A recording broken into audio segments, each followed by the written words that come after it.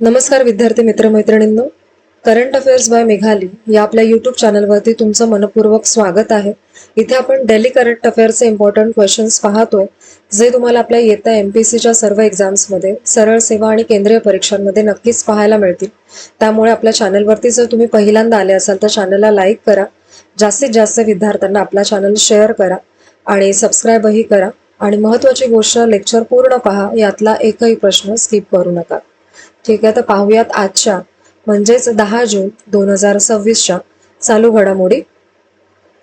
प्रश्न पहिला, 10 जून रोजी कोणता आंतरराष्ट्रीय दिवस साजरा केला जात असतो?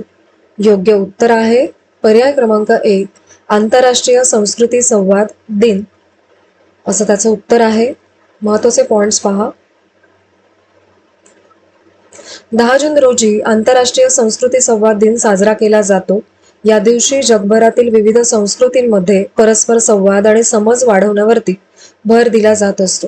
या व्यतिरिक्त 10 जूनला राष्ट्रीय आईस टी दिवसही साजरा करतात, जिथे लोक आईस टीचा उत्सव साजरा करतात. आणि 10 जून रोजी बॉल पॉइंट पेन दिन देखील असतो.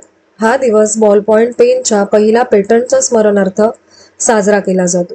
ओके, पुढील प्रश्न दुसरा, नरेंद्र देव वर्मा यांना 2026 मध्ये कोणता पुरस्कार प्रदान करण्यात आलेला आहे? योग्य उत्तर आहे पर्याय क्रमांक सी, यांना पद्मश्री पुरस्काराने सन्मानित करण्यात आलेला आहे. महत्त्वाचे पॉइंट्स पहा. नरेंद्र देव वर्मा हे त्रिपुराचे प्रसिद्ध साहित्यिक आणि भाषातज्ञ आहेत आणि त्यांचा जन्म जो आहे तो 31 ऑक्टोबर 1944 रोजी त्रिपुरामध्ये झाला. कोक बोरोक या आदिवासी भाषेच्या संवर्धनासाठी त्यांनी 5 दशकांपेक्षा जास्त काळ काम केलेलं आहे आणि 1970च्या दशकापासून त्यांनी लेखन सुरू केले आणि कोक बोरोक भाषा, व्याकरण, संस्कृती आणि इतिहासावरती लेखन केलेलं आहे. त्रिपुरा सरकारने 2024 मध्ये त्यांना त्रिपुरा भूषण हा सर्वोच्च सन्मान दिलेला आहे आणि 2026 मध्ये त्यांना साहित्य आणि शिक्षण क्षेत्रासाठी पद्मश्री पुरस्कार मिळाला. त्यांनी संशोधन, शब्दकोश निर्मिती आणि भाषा वैज्ञानिक अभ्यासावरती विशेष लक्ष केंद्रित केले. ठीक आहे, माझा आवाज जरा व्यवस्थित नाहीये, इग्नोर करा. ठीक आहे, पुढील प्रश्न तिसरा, वीर जवान प्रवीण जंजाळ यांना मरणोत्तर कोणता शौर्य पुरस्कार प्रदान करण्यात आला? योग्य उत्तर आहे पर्याय क्रमांक 1, यांना कीर्ती चक्राने सन्मानित करण्यात आलंय आणि हा त्यांना पुरस्कार मरणोत्तर प्रदान करण्यात आलेला आहे. महत्त्वाचे पॉइंट्स पहा. प्रवीण प्रभाकर जंजाळ हे अकोला जिल्ह्यातील मोरगाव भाकरेचे रहिवासी होते आणि ते भारतीय सैन्याच्या महार रेजिमेंटमध्ये होते आणि ते एक राष्ट्रीय रायफल्समध्ये त्यांची नियुक्ती झालेली होती. त्यांनी जम्मू काश्मीरमध्ये दहशतवाद विरोधी ऑपरेशनमध्ये भाग घेतला आणि 6 जुलै 2024 रोजी कुलगाम येथे कारवाई दरम्यान ते शहीद झालेले आहेत.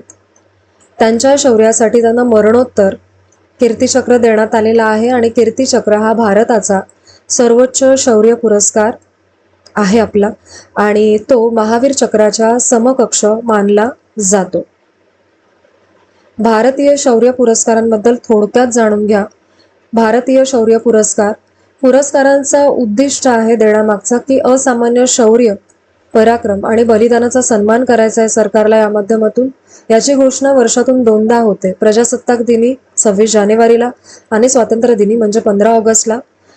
यामध्ये 2 गट आहेत त्याचे. पहिला जो आहे तो युद्धकालीन शौर्य पुरस्कार, त्यामध्ये पहिला जो आहे सर्वोच्च तो आहे परमवीर चक्र, दुसरा सन्मान आहे महावीर चक्र आणि तिसरा आहे वीर चक्र.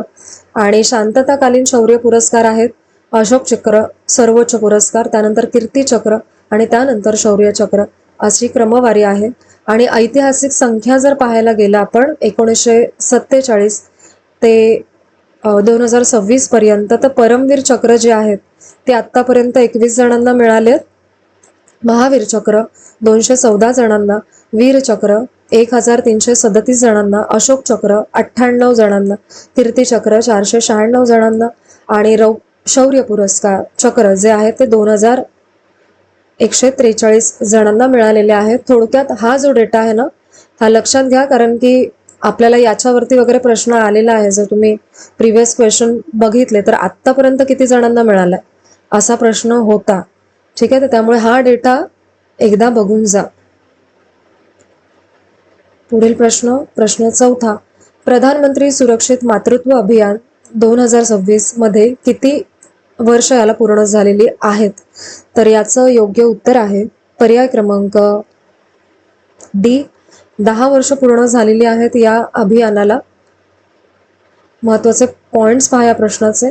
प्रधानमंत्री सुरक्षित मातृत्व अभियान 2026 याला 2026 मध्ये 10 वर्ष पूर्ण झालेली आहेत आणि केंद्रीय महिला व बालविकास मंत्री अन्नपूर्णा देवी यांनी या दशपूर्तीला महत्त्व दिलं. हा उपक्रम गर्भवती महिलांना सुरक्षित आणि निरोगी आरोग्य सेवा पुरवण्यासाठी आहे आणि लाखो गर्भवती महिलांना या योजनेचा फायदा झालेला आहे. हा उपक्रम केवळ सरकारी योजना नाही तर सामाजिक परिवर्तनाचं साधन आहे. अन्नपूर्णा देवी या केंद्रीय महिला व बालविकास मंत्री आहेत.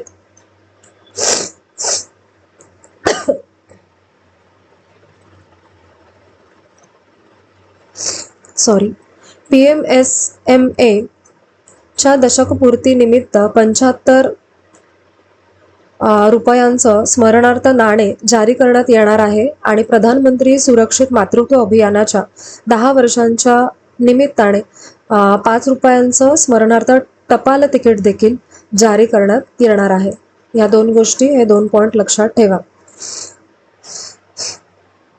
पुढील प्रश्न 5. जून 2026 मध्ये इंद्रप्रस्थ गॅस लिमिटेड म्हणजे IGLच्या व्यवस्थापकीय संचालकपदी कोणाची नियुक्ती करण्यात आलेली आहे? योग्य उत्तर आहे याचं पर्याय क्रमांक बी, कुमार शंकर यांची नियुक्ती झालेली आहे. महत्वाचे पॉइंट्स पहा. कुमार शंकर यांनी 5 जून 2026 रोजी इंद्रप्रस्थ गॅस लिमिटेडच्या व्यवस्थापकीय संचालकपदी त्यांची नियुक्ती झालेली आहे. त्यांनी कमल किशोर चाटीवाल यांची जागा घेतलेली आहे आणि कमल किशोर चाटीवाल यांनी 3 वर्षांचा कार्यकाल पूर्ण केल्यानंतर गेलमध्ये ते परतलेले आहेत आणि कुमार शंकर यांना तेल वायू क्षेत्रातील 30 वर्षांपेक्षा जास्त अनुभव आहे. ते यापूर्वी महाराष्ट्र नॅचरल गॅस लिमिटेड पुणेचे MD होते. ठीक आहे, आणि इंद्रप्रस्थ गॅस लिमिटेड ही भारतातील सर्वात मोठी शहर गॅस वितरण कंपनी आहे आणि IGL 12 भौगोलिक क्षेत्रांमधील 33 जिल्ह्यांमध्ये कार्य करते. ठीक आहे, ही कंपनी दिल्ली, उत्तर प्रदेश, हरियाणा आणि राजस्थानमध्ये सेवा उपलब्ध करून देते आहे. पुढील प्रश्न 6.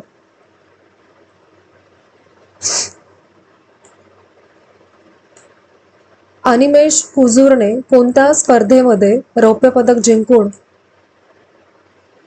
राष्ट्रकुल क्रीडा स्पर्धा 2026 मध्ये पात्रता मिळवली आहे? तर 200 मीटर असं त्याचं योग्य उत्तर आहे. अनिमेश कुजूरने new Taipei city athletics open 2026 मध्ये 200 मीटर शर्यतीत रौप्य पदक जिंकलेलं आहे. त्याने 20.47 सेकंद वेळ नोंदवला आणि या कामगिरीमुळे राष्ट्रकुल क्रीडा स्पर्धा 2026 साठी पात्रता मिळवलेली आहे, जिथे पात्रता वेळ ही 20.61 सेकंदाची होती आणि अनिमेश कुजूर हा भारताचा राष्ट्रीय विक्रमधारक असून त्याचा विक्रम 20.32 सेकंद इतका आहे पूर्वीचा. आणि या शर्यतीमध्ये थायलंडच्या पुरीपोल बुनसनने 20.03 सेकंद वेळ नोंदवत सुवर्ण पदक जिंकलेला आहे. तर चायनीज तैपेईच्या गे वुयानमिंगने कांस्य पदक जिंकलेला आहे सेम स्पर्धेमध्ये. पुढील प्रश्न 7.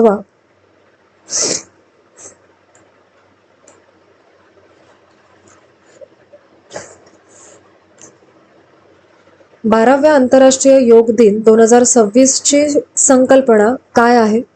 योग्य उत्तर आहे पर्याय क्रमांक बी, निरोगी वृद्धत्वासाठी योग अशी थीम असणार आहे. महत्वाचे पॉइंट्स पहा. 2026 मध्ये 12वा आंतरराष्ट्रीय योग दिन उत्साहात साजरा होणार आहे. याची संकल्पना आहे की निरोगी वृद्धत्वासाठी योग. ठीक आहे, थीम लक्षात ठेवा. आंतरराष्ट्रीय योग दिन प्रत्येक वर्षी 21 जूनला साजरा केला जात असतो. 21 जून आंतरराष्ट्रीय योग दिन लक्षात ठेवा. 2026 साठी मुख्य कार्यक्रम कलकत्त्याला होणार आहे आणि 2014 मध्ये संयुक्त राष्ट्र महासभेने आंतरराष्ट्रीय योग दिन जाहीर केलेला आहे 2014 मध्ये, आणि पहिला योग दिन 21 जून 2015ला साजरा करण्यात आलेला होता. योग फॉर हेल्दी एजिंग ही संकल्पना केंद्रीय आयुष मंत्रालयाने जाहीर केलेली आहे आणि योगा 365 कार्यक्रमामुळे लोकांना वर्षभर योगा करण्यास प्रोत्साहन मिळते. ठीक आहे, पुढील प्रश्न 8वा. सिंगापेन विशेष कार्यबल कोणत्या राज्याने सुरू केले? योग्य उत्तर आहे पर्याय क्रमांक ए, तमिळनाडू या राज्याने सुरू केलेला आहे. महत्वाचे पॉइंट्स पहा. तमिळनाडूने 9 जून 2026 रोजी सिंगापेन विशेष कार्यबल सुरू केले. या दलाचा शुभारंभ चेन्नईतील राजा रथिनम स्टेडियम मध्ये झाला आणि सिंगापेन विशेष कार्यबल हे सर्व महिला पोलीस दल आहे. यामध्ये सर्व महिलाच आहेत आणि हे दल मुख्यमंत्री सी जोसेफ विजय यांच्या थेट देखरेखीखाली कार्य करते. या दलाचे नेतृत्व IGP के भवानीश्वरी करत आहेत आणि सिंगापेन कार्यबलाची स्थापना मुख्यमंत्री विजय यांनी स्वाक्षरी केलेल्या पहिल्या आदेशांपैकी एक होती असं सांगण्यात येत आहे आणि मुख्यमंत्री सी जोसेफ विजय यांनी 10 मे 2026 रोजी आपला पदभार ॲज अ CM स्वीकारलेला आहे. पुढील प्रश्न 9वा. संरक्षण मंत्रालयाने 250 मेगावॅट सौर ऊर्जा प्रकल्पाला मंजुरी कोणत्या ठिकाणी दिलेली आहे? म्हणजे कुठे उभारण्यात येणार आहे हा प्रकल्प?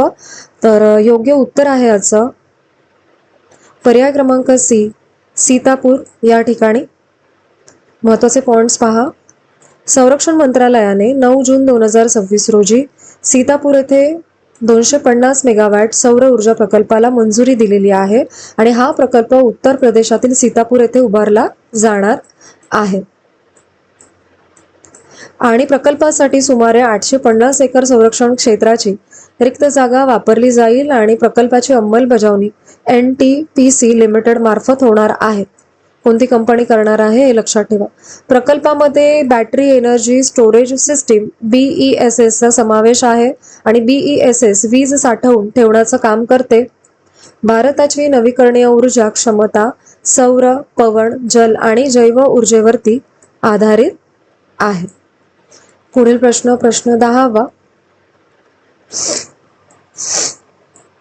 ब्रिक्स कृषी परिषद 2026 कुठे आयोजित करण्यात आलेली आहे? योग्य उत्तर आहे याचं पर्याय क्रमांक डी, इंदोर येथे. महत्वाचे पॉइंट्स पहा. ब्रिक्स कृषी परिषद 2026 इंदोर मध्य प्रदेश येथे सुरू झाली. ही परिषद या परिषदेमध्ये 21 देशांचे प्रतिनिधी सहभागी झालेले आहेत आणि 2026 मध्ये भारताकडे ब्रिक्सचे अध्यक्षपद आहे आणि ही परिषद 13 जून 2026 पर्यंत चालेल आणि पहिल्या दिवशी कृषी कार्य गटाच्या बैठका घेण्यात आल्या आणि पहिल्या सत्रामध्ये हवामान बदलाचा शेतकऱ्यांवरील परिणाम अधोरेखित करण्यात आलेला आहे मुख्यत्वे करून, आणि बदलते हवामान कृषी उत्पादनावरती परिणाम करत असल्याचं नमूद देखील करण्यात आलं आणि सदस्य राष्ट्रांमधील सहकार्य वाढविणे हे परिषदेचं मुख्य उद्दिष्ट आहे आणि हवामानाशी जुळवून घेणाऱ्या शेतीवरही भर दिला जाईल. परिषदेनंतर संयुक्त घोषणापत्र प्रसिद्ध देखील करण्यात येणार आहे. पुढील प्रश्न 11वा. प्रोजेक्ट गंगा कोणत्या राज्य सरकारने सुरू केलेला आहे? योग्य उत्तर आहे पर्याय क्रमांक सी, उत्तर प्रदेश या राज्याचा हा प्रकल्प आहे. महत्वाचे पॉइंट्स पहा या प्रश्नाचे. उत्तर प्रदेश सरकारने प्रोजेक्ट गंगा सुरू केला. प्रकल्पाचे उद्घाटन लखनौ येथे करण्यात आलेले आहे. मुख्यमंत्री योगी आदित्यनाथ यांनी प्रकल्पाचे उद्घाटन केले. प्रोजेक्ट गंगाचा उद्देश ग्रामीण डिजिटल कनेक्टिव्हिटी वाढवणे असा आहे. प्रोजेक्टचं नाव प्रोजेक्ट गंगा आहे, पण जे कार्य आहे ते काय आहे की ग्रामीण डिजिटल कनेक्टिव्हिटी वाढवणे, हे लक्षात ठेवा. तर आपल्याला काय वाटेल की प्रोजेक्ट गंगा आहे, तर नदीशी संबंधित काहीतरी असू शकतं, पण ॲक्च्युली हा विषय आहे. ठीक आहे. प्रकल्पामुळे शेवटच्या टप्प्यापर्यंत इंटरनेट सुविधा उपलब्ध होणार आहे आणि डिजिटल शिक्षणाला चालना देणे हा या प्रकल्पाचा उद्देश आहे. टेलिमेडिसिन सेवांचा विस्तार प्रकल्पाद्वारे केला जाणार आहे. ई शासन आणि कौशल्य विकासालाही प्रोत्साहन दिले जाईल आणि प्रकल्पांतर्गत सुमारे 20 लाख कुटुंबांना उच्च गती इंटरनेट सुविधा यातून उपलब्ध होणार आहे. उत्तर प्रदेश सरकारने 8,000 डिजिटल उद्योजक तयार करण्याचं उद्दिष्ट देखील यामध्ये ठेवलेलं आहे आणि प्रकल्पामुळे 1 लाखांपेक्षा अधिक रोजगार निर्माण होण्याची सरकारला अपेक्षा देखील आहे. पुढील प्रश्न 12वा आणि आजचा आपला शेवटचा प्रश्न. इस्रायलने कोणत्या भारतीय ऐतिहासिक व्यक्तिमत्वाचा पुतळा उभारण्याची योजना जाहीर केलेली आहे नुकतीच? योग्य उत्तर आहे पर्याय क्रमांक 1, छत्रपती शिवाजी महाराज यांचा पुतळा उभारणार आहेत ते. महत्त्वाचे पॉइंट्स पहा या प्रश्नाचे. इस्रायलने छत्रपती शिवाजी महाराजांचा पुतळा उभारण्याची योजना जाहीर केलेली आहे आणि या योजनेची घोषणा त्यांनी 6 जून 2026 रोजी केली. छत्रपती शिवाजी महाराजांचा राज्याभिषेक 6 जून 1674 रोजी झाला आणि राज्याभिषेक हा रायगड किल्ल्यावरती झालेला होता. छत्रपती शिवाजी महाराजांनी 17व्या शतकात मराठा साम्राज्याची स्थापना केली. मुंबईतील इस्रायलचे वाणिज्यदूत याविन रेवाच यांनी या योजनेची घोषणा केली. यांनी मुख्यमंत्री देवेंद्र फडणवीस यांची भेट देखील घेतली यासंबंधी आणि महाराष्ट्र सरकार या प्रकल्पासाठी सहकार्य देखील करणार आहेत. हा प्रकल्प भारत आणि इस्रायल सांस्कृतिक संबंधांना बळकटी देणारा ठरणार आहे असं म्हटलं जात आहे. ठीक आहे. तर आजचे आपले 10 जून 2026चे डेली करंट अफेअर्स पाहून झालेले आहेत. लेक्चर शेवटपर्यंत पहा ही एकच विनंती आहे आणि आजचे लेक्चर तुम्ही शेवटपर्यंत पाहिलेच असेल त्याबद्दल थँक्यू सो मच.